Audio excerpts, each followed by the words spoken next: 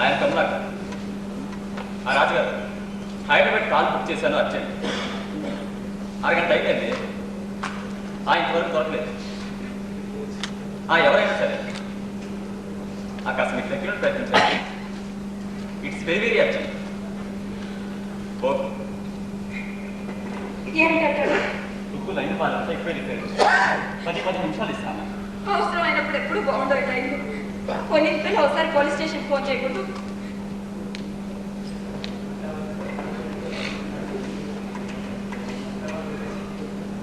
Hello, police station. Vengareddy గారా? అని కమలాకర్ మాట్లాడు. ఏం తెలిసిందా? ఇంకా తెలియలేదా? అవును తెలిసింది. అప్పుడు మీ ఇంట్లో లేవు. రాత్రి వెళ్ళిపెట్టారు.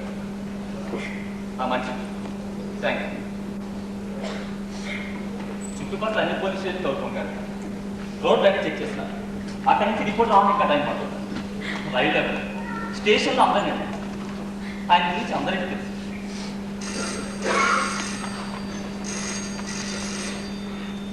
హలో, హైదరాబాద్. హలో, ఎవరు? నందు నందు అనమాట.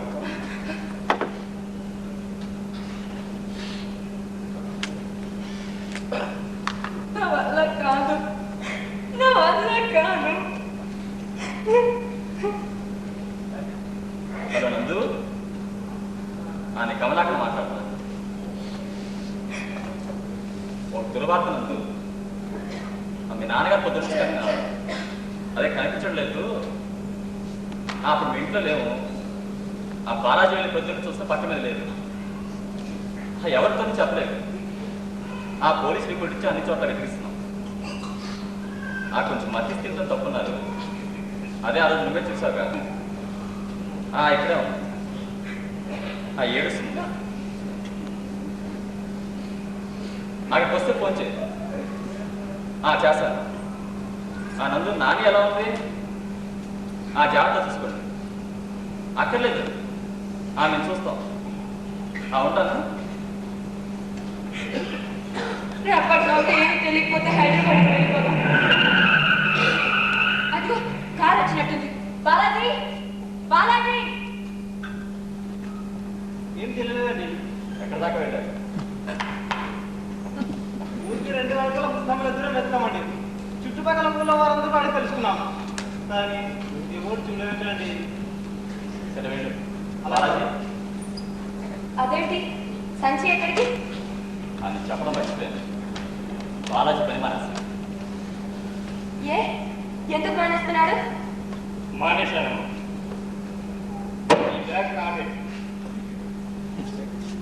దీంట్లో ఉన్న గుట్టలు కూడా కావాలంటే చూపిస్తాను. తాగున్నావా? లేదన్నా. ఎక్కడికి వెళ్తావు? ప్రస్తుతం ఊరూరు తిరిగి గురువు గారి కోసం.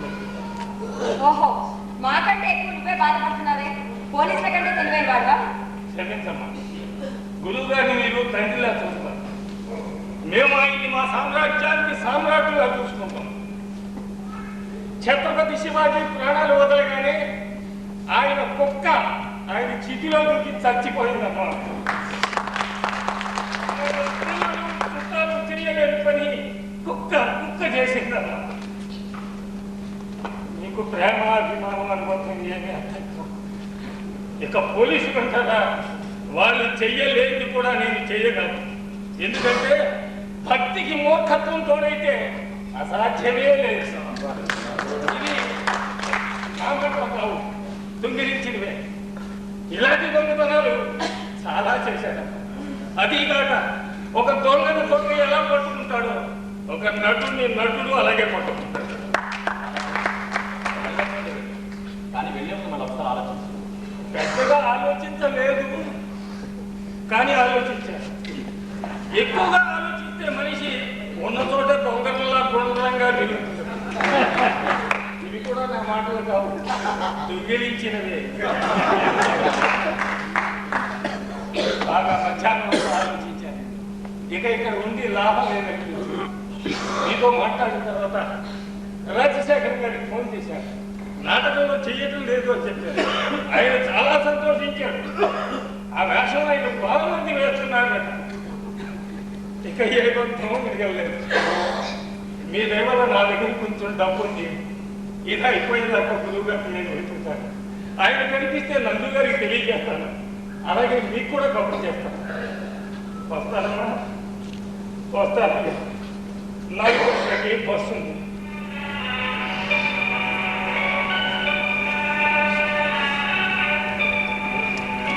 ఇన్నాళ్ళు నన్ను ఖండించినందుకు నా కృతజ్ఞత. నమస్తే.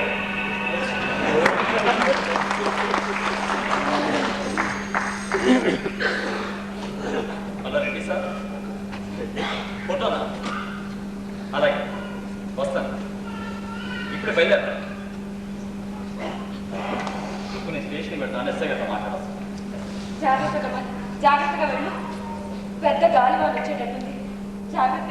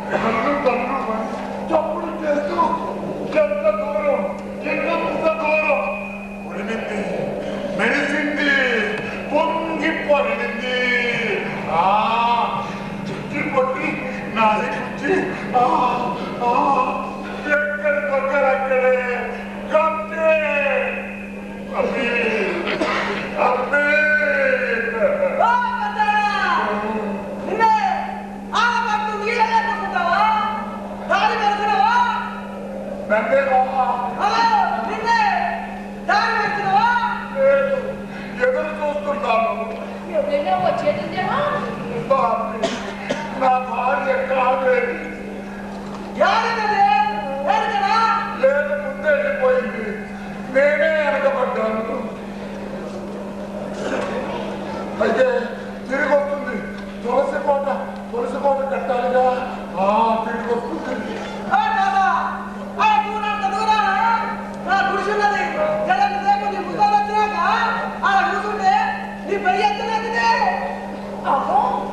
తుపాకొస్తుంటే గిన్నె పోకుండా ఆమె తక్కువ కాదు. చక్కి పడిపోతున్నావు. బట్టలన్నీ పచ్చినాయి. జర రారాదు మా కుసు దగ్గరికి. ఆంతకి నాకు వెళ్తూ కానీ ఆనందంగా మీ ముసలి కూడా వస్తుంది. ఇద్దరు కలిసి పోదురు కానీ పెద్దాయనా విను. ముసలామె తిరిగి రావడం ఆమె రాదు. ఆమె భగవంతుడి దగ్గరికి వెళ్ళి దేవుడి దగ్గరికి ఒకసారి వెళ్తే తిరిగి పంపించడం. అయినా ఈ భూమి మీద ఏముందని తిరిగి వస్తారు. ఒకసారి పాలనన్నీ సమ చేసుకుని పృథ్వీని అడిగాయట, మీ దగ్గర అమూల్యమైన ఏముంది? పృథ్వీ గర్వంగా తన బొగ్గు తీసి మనిషిని చూపించిందట. అది చూసి తారలన్నీ కొల్లుమని నవ్వాయట. ఎందుకంటే పృథ్వీ చూపించింది మనిషిని కాదు, 5.5 అడుగుల బొద్దెంకని. మనిషి బొద్దెంకలా ఇప్పుడు తయారయ్యాడు. పృథ్వీకి తెలియలా. ఇంకేముంది కదా ఈ ముసలోనికి పిచ్చెక్కింది.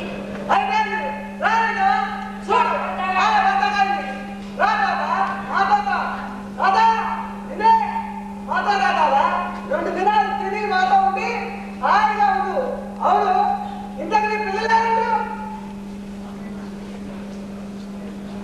బాబు, నువ్వు చాలా మంచి వాళ్ళు ఉన్నావు. అనవసరంగా నా పిల్లలకు చెట్టు చెట్టుకో. వెళ్ళు, నీ దానికి వెళ్ళు.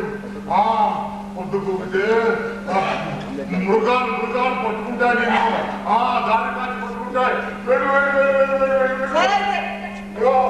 అక్కడ కోర్టులో చెప్పు కుప్పిగత్తులు చాలని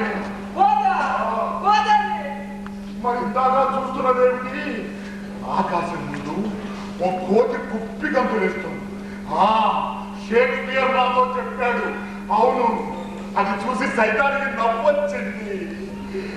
దేవుడు గడ్డ నీరు పెట్టుకున్నాడు. దేవుడు గడ్డలో నీరంటే సామాన్యమా?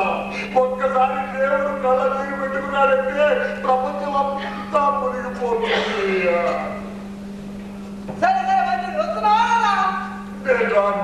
నువ్వేళ్ళు దారిలో క్రూర మృగాలుంటాయి, కాచి పట్టుకుంటాయి, జాగ్రత్త.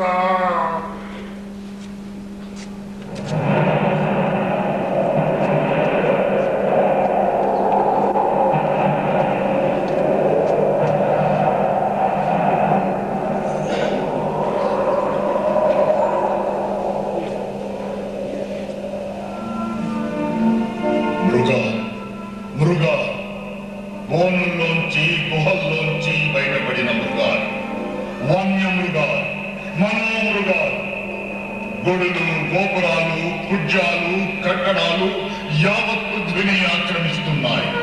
బోర విడిచి తిరుగుతున్నాయి. భయంకర మృగాలు నిప్పులు కక్కుతూ, కళ్ళతో కుమ్ముతూ, వికటంగా నవ్వుతూ ప్రతీకార జ్వాలల్లో తుఫానులు వస్తున్నాయి. గుడులు కూలిపోని, కట్టడాలు, కుడ్యాలు నేలమట్టమైపోని, పొలాలన్నీ భగ్నమైపోని.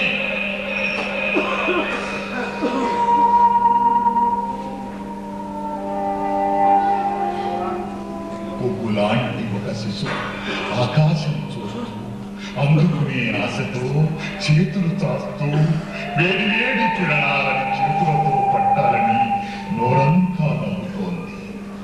ఆ శిశువుని రక్షించు, రెప్పల్లో కాపాడు. పారాంశా పారాంశా పారాంశా.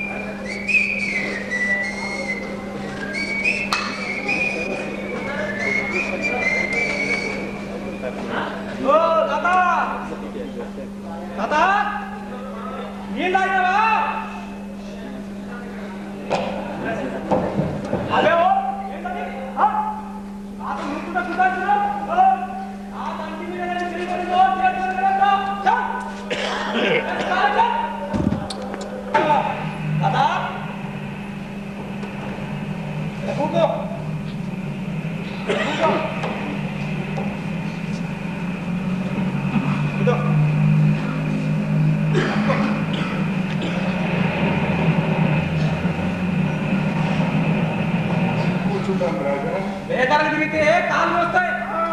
ఆయన కూకో. కూర్చుంటే ఎవరు ఏమి అనగా ఎవడాలంటిది ఈ రోడ్డు నయ్యదా? ఇది మంద రాజ్యం. ఎవరైనా మూతి పనులు రాలగొట్ట సాగండి. అంత కోపం వద్దు. అరే ఎందుకొద్దు? ఈ సాలెగాళ్ళు ఏసీ పనులు కూపెట్టలేకుంటారు. మన రోడ్డు మీద కూకుంటే మన తల్లిదండ్రులకు వస్తాం. ఎందుకొద్దు? ఉండాలి. సరే కానీ సిగరెట్ అవ్వా? ఇదో తాత వణుకుతున్నాగా. చార్మినా తాగు.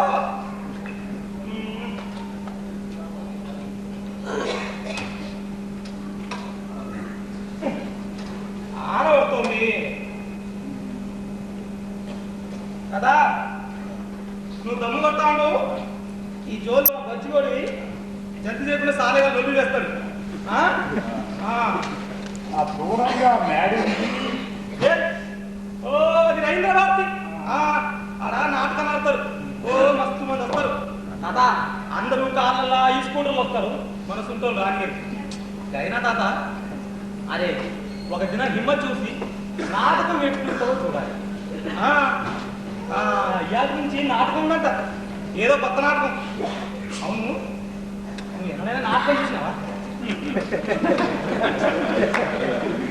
వేరే ఏమీ చూడలేదు రాజా, నాటకమే చూశా, అందుకే ఈ తిప్పలంతా. ఏం నాటకం?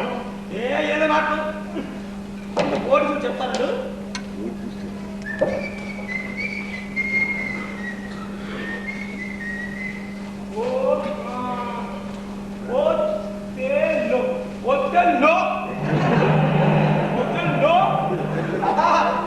లా డబల్ రాసిండు సాలేని తమ్మలేదు.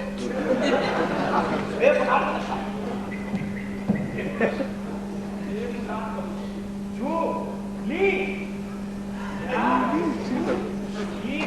Julius Caesar.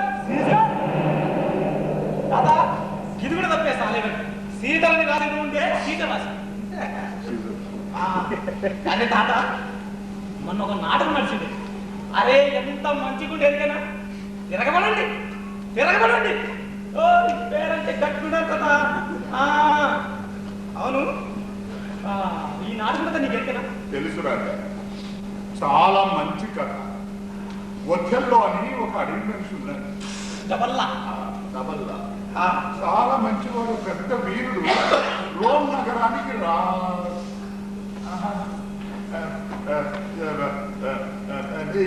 ఏదో ఒక చిన్న దేశానికి సేనాపతి. రోమ్ నగరానికి రాజు సీజర్. సీజర్ కదా? సీజర్. అరే అమ్మా నాకే తప్పట్లేదా? అదే ఈ మధ్యలో ఒక అందమైన అమ్మాయిని, ఒక ధనవంతుడు కూతుర్ని ప్రేమించి పెళ్లి చేసుకున్నాడు తండ్రితో చెప్పకుండా. అంటే అయ్యకు తెలియకుండా లైన్ క్లియర్ చేసాడు సార్.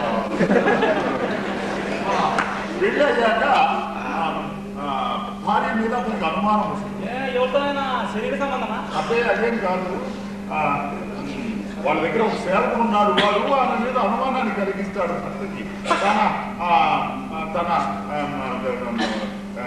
తన కోసం ఆవిడ అంతం చేయడానికి కూడా వెనుకాడు.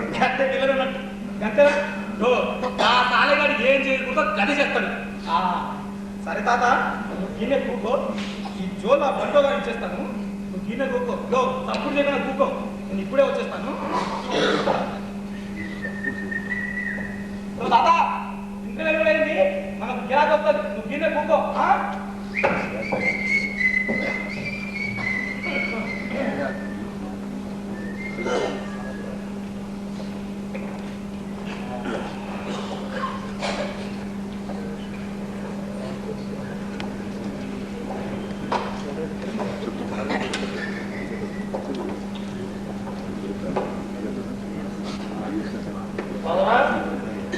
ఏ నాటకాన్ని తీసుకొచ్చావు? ఇది వద్దలో వాడు వద్దలో వాడి మొహం చూడు, నీట్ గా షేవ్ చేసుకుని కంపెనీ ఎగ్జిక్యూటివ్ లో ఉన్నాడు. ఇగో నువ్వు అసలు గండి కూడా బాగా వేస్తాయని చూసావా? ఏ యాక్టర్ అయ్యా ఆయన స్టేజ్ మీద అడుగు పెట్టగానే వద్దలో వేషంలో ఆఫ్రికా కీకరణ్యాలు మన కళ్ళ ముందు తెలియదు. ఆయన కోపం ప్రదర్శిస్తే అగ్నిపర్వతాలు బద్దలయ్యాయి. ఆయన వాయిస్ అదే గో ఆయన డైలాగ్ చెప్పాడు అంటే మైకులు లేకుండా 4,000 మందికి సునాయాసంగా వినిపించేవాడు. ఎలా మర్చిపోతాం అసలు ఆ యాక్టింగ్? ఆయన అందుకే పిడికిని బిగిస్తే మనకి ఊపిరాన్నట్టు అయ్యేది. అబ్బో అని గుర్తించారు అంటే ఊరికే ఇచ్చారా? ఆయన ఇదిగో వయసు పేరిన తర్వాత పెద్ద దూరాన్ని స్వర్ణయుగలా అనిపిస్తాయి. నువ్వు ఆయన చూస్తే ఈ మాట అమ్మయ్యా చూడలేదు కానీ కథ చాలా కదా. ఇదిగో ఆ ముసలాడు చూడు, ఆయనకి వీడికి పోలి వీడా వీడు నడసామాట ముచ్చు చాపడాట. వీడు ముచ్చుతామంటే లేవయ్యా, ఆయనకి వీడికి పోలిక పోలిక. సరే పద తాత ఉంచుకో. తీసుకోయా బాబు. మిమ్మల్ని ఆ దేవుడి కథగా చూస్తా. మీరు నా గురించి మాట్లాడుతున్నారా? నీ గురించి మేము మాట్లాడేది అప్పాచి గారి అంటే గండికోట బాపిరాజా? నీ నీకు తెలుసాగా నాకు తెలియకే కలిసి పనిచేసావు పోయాడు పాపం. అబ్బాయి గారు పోయాడా పోయాడు. ఇది డబ్బుల గురించి లేదు ఎలా వస్తుంది? ఆయన విలేకరుని పిలవడం మర్చిపోయాడు. వెళ్ళొచ్చేది కాదు సార్. అబ్బాయి గారు పోయాడు ఆ. అసలు తెలియదే నాకు మన ఎంక్వైరీ చేయాలి ఏమంటారు నేను చిన్న తమాషా చెప్పా. అప్పాజీ పోయాడని చెప్పా. అబ్బాజా ఎవడా స్థలిగాడు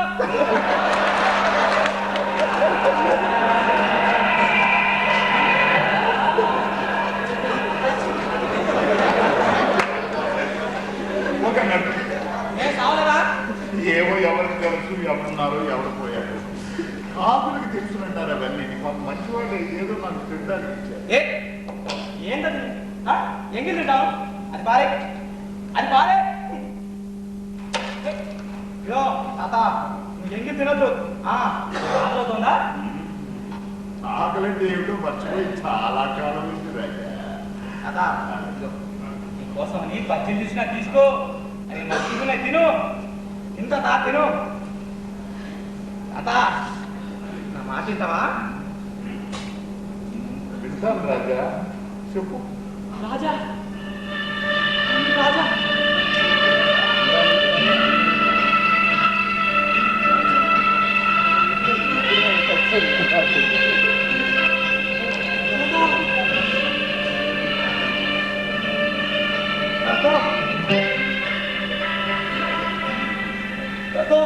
నన్ను రాజాని మా అయ్య పిలవలే మా అమ్మ పిలవలే నువ్వు పిలిచినా తాత నువ్వు ఎట్లా పిలిస్తే నాకు ఎట్లా ఉంటా తాత అవును తాత రాజా తాత నేను మా ఇంటికి తీసుకుపోతాను వస్తావా మీ ఇల్లా? ఎక్కడా? ఇల్లంటే కదేమన్నా పలకనావు బ్యాలెన్స్ ఇంకోటి అనుకున్నావా వేగం పెట్టి పిలిచేయాలి కదా దాని కిందనే మళ్ళీ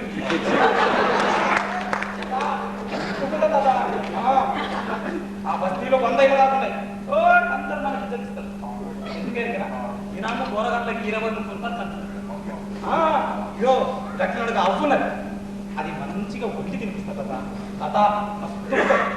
ఈ దినం నేను ఆడికి పట్టుకుంటాను సరేనా ఇదో మనకు పైసల గురించి ఫికర్ లేదు అదే ఏం చేయాలి పైసలతో నీ ఎవరు లంచగా మాట్లాడు పైసలు మనిషి నాకు ఎట్లుండాలి మంచిగా ఉండాలి అందరితో కలిసి ఉండాలి అదే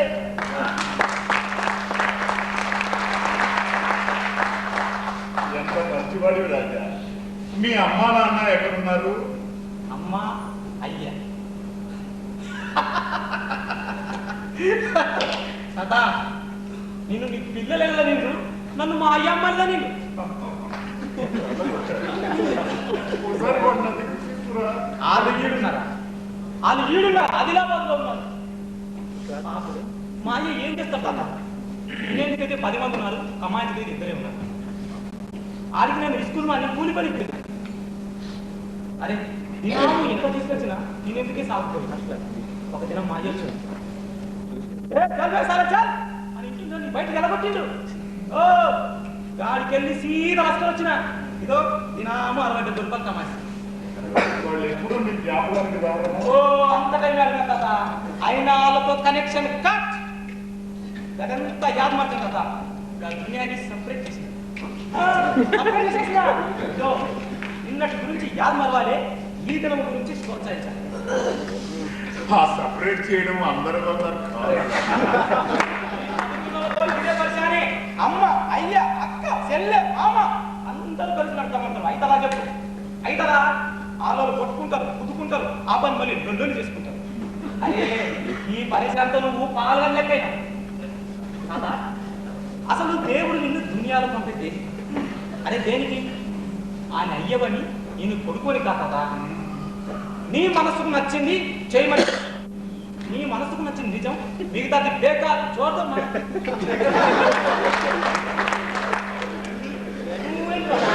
నిజం కదా ఎంతెందుకు నువ్వు నీ పిల్లల్ని వేసిపెట్టి వచ్చినావు కదా ఇప్పుడు మంచిగా ఉన్నావా వేరే ఇప్పుడు మంచిగా ఉన్నావా లేదా మంచిగా ఉన్నాను రాజా.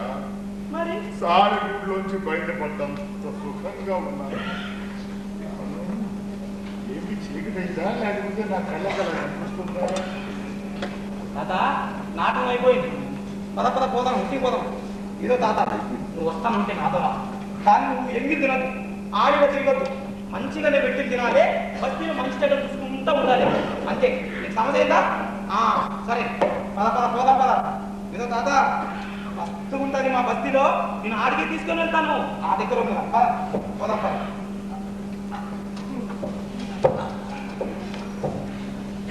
గురుగారు ఎవరు నువ్వు? నేను ఎక్కడ చూసిన గుర్తు ఎవరు నాకు చూపు అందలేదు. నేను గురుగారు బాలాజీని గుర్తుపట్టలేదా? బాలాజీ అంటే ప్రేతానివి, ఫ్యామిలీకి తండ్రివి. ఈ మనిషికి తెలిసినా మనిషి మంచివాడే, నాటకానికి పట్టిన దెయ్యం లాంటి వాడు. పట్టుకుంటే వదలడు. అవును, నువ్వు ఇక్కడికి ఎందుకు వచ్చావు, ఎలా వచ్చావు? ఆ దేవుడు నా మొర ఆలకించాడు. చెప్పాను కదా గురుగారు, నటుని నటుడే పట్టుకోగలదు. అరగంట క్రితం మిమ్మల్ని చూశాను. వెంటనే నందు గారికి ఫోన్ చేశాను. నాకు తెలుసు నేను పిలిస్తే మీరు రాదు, నాకు తెలుసు. అందుకే వాళ్ళకి అమలు చేశాను. వాళ్ళందరూ వచ్చేస్తున్నారు. అందరూ వస్తున్నారా? అందరూ వస్తున్నారు గురుగారు. నాని కూడా వద్దంటే ముందే కాలించింది. చెప్పు బాలాజీ, నా కాలేదు. నా అమ్మి కూడా వస్తుందా? గురుగారు ఏడుస్తున్నావా? అవును, కావేరి చచ్చిపోయిందిగా. కార్తీలిగా చచ్చిపోయింది. మళ్ళీ తిరిగి రాదు. ఇన్ని జీవరాశుల్లో నీకు ఎవరూ దొరకలేదా? అవునుగా, తిరిగి రాదు. నా కావేరి తిరిగి రాదు. తాత తాత నీకు యాద్ మర్చినావా? యాద్ మర్చినావా నువ్వు? ఇదో వీళ్ళందరూ నేను ఇంటికి తగ్గిపోయింది వచ్చిండ్రు. నేను ఇంటికి తగ్గిపోయి నీ దిమాగ్ ఖరాబ్ చేస్తారు, నువ్వు కట్టేస్తారు. నీకు కాలాడు నాతో ఏమన్నావు? సాలేకుడు వదిలి బయటకు వస్తే మంచిగుందనిలే. నేనే చెప్పిన ఈ పాగతులందరినీ సపరేట్ చేయమని చెప్పరా? ఇదో నువ్వు ఎక్కడికి వెళ్ళదు,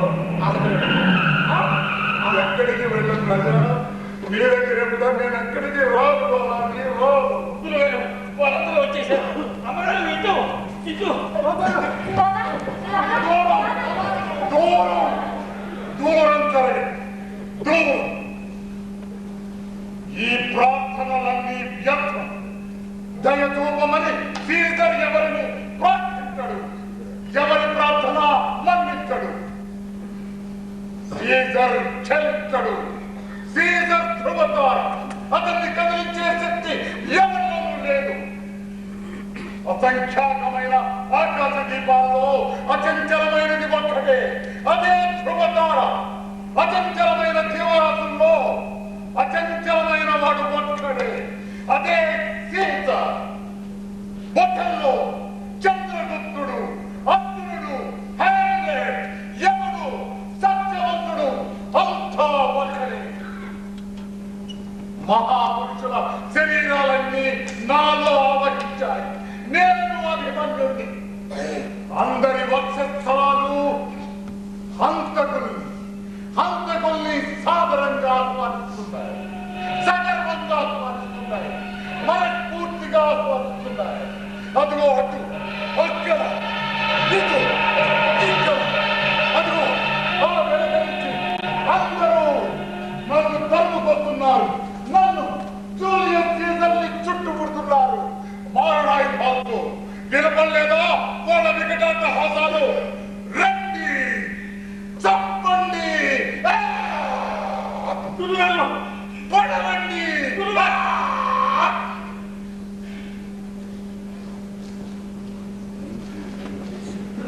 బ్రూటస్, నువ్వు కూడా సీజర్ చచ్చిపో. రాజా, ఇది నాటకాంతం.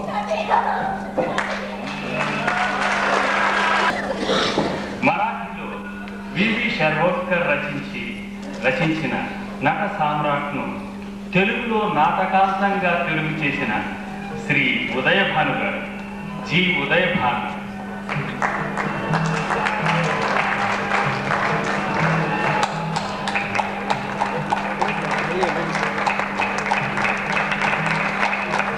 అప్పాజీగా శ్రీ జి ఉదయభాను. అప్పాజీగా శ్రీ చాట్ల శ్రీరాములు గారు.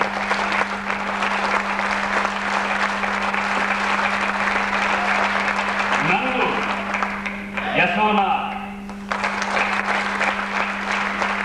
శారద, కళ్యాణి, రుక్కు, పద్మప్రియ, కమలాకర్, వసంత్,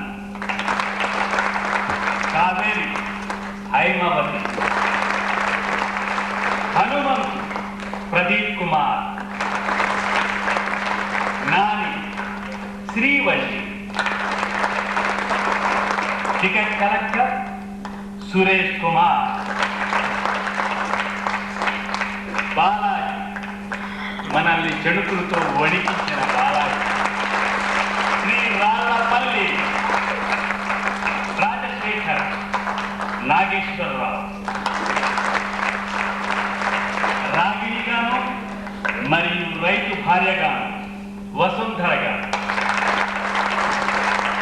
రైతు నాగరాజ్, డ్రైవర్ మల్లేశం,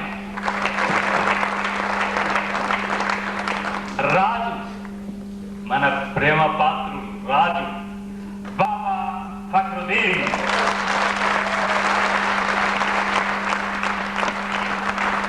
ప్రేక్షకులుగా కొమ్ములు తిరిగిన డిఎస్ఎన్ మూర్తి, ఎన్జే దీక్షిత్.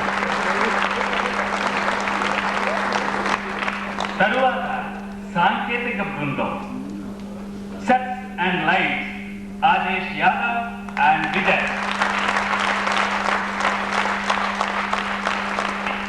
మరొక్కసారి తప్పట్టు కొట్టండి.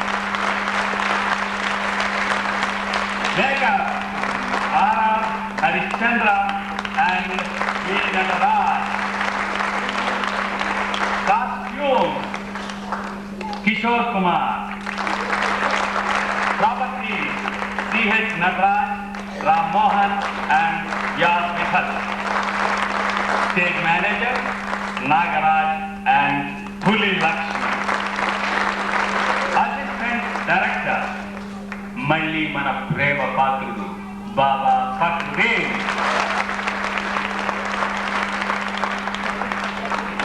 ఈ నాటక విజయానికి మూలకారకుడు దర్శకుడు శ్రీ భాస్కర్ షవాల్కర్.